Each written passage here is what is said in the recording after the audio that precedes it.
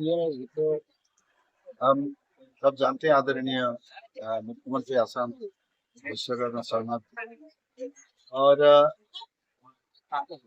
ये इनके साथ मेन जो बात हुआ है मेन है चुराईबारी में गया था ना कुछ दिन पहले।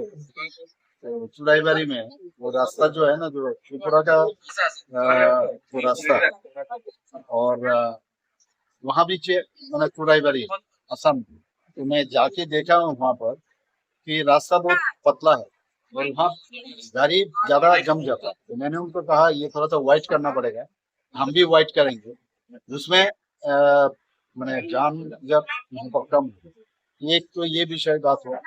दूसरा विषय हुआ है कि जो बिजली के बारे में बात इनके पास अभी एक्सेस बिजली है, हमारे पास भी एक्सेस बिजली है। तो बांग्लादेश में हम लोग तो ऑलरेडी दे रहे हैं बांग्लादेश को। तो ये चीज जैसे ये लोग भी चाहते हैं हमको बिजली दे। हमने कहा बांग्लादेश के साथ हमारे पास एक्सेस जो इलेक्ट्रिसिटी का जो प्रबंध है हमारे पास एक्सेस है। तो जब बांग्लादेश के साथ मार्च में हम लोग अभी जो मोह है खत्म होने वाला है तो लेकिन वहाँ भी कंटिन्यू होगा क्योंकि हमारा कमिटमेंट है, तभी जाके इन लोगों के साथ भी हम बात करेंगे। But he wants to give. तो ये सब चीज बात हुआ है और बाकी नॉर्मल जो बात होता है कैसे है, कैसा त्रिपुरा चल रहा है, हम भी पूछे वहाँ का इलेक्शन कैसा है, तो वही चीज एडीसी इलेक्शन लेके कुछ बातचीत हुआ है के लिए कोई रणनीति बना ये सब चीज है। স্যার মথা নেতৃত্ব কালকে বলেছে ককবরকের রুমান হরফ চালু নিয়ে আপনি আন্তরিক কি বলবেন?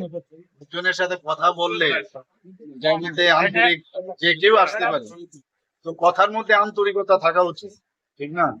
এটার সাথে যেভাবে নিউজ পেপারে বেরিয়েছে আন্তরিকের অর্থ এই না যে স্ট্যান্ড আমাদের আছে সেই স্ট্যান্ডটা আমরা থাকি, ঠিক না? এটার সাথে আন্তরিকতার সাথে এটার সাথে সম্পর্ক নেই।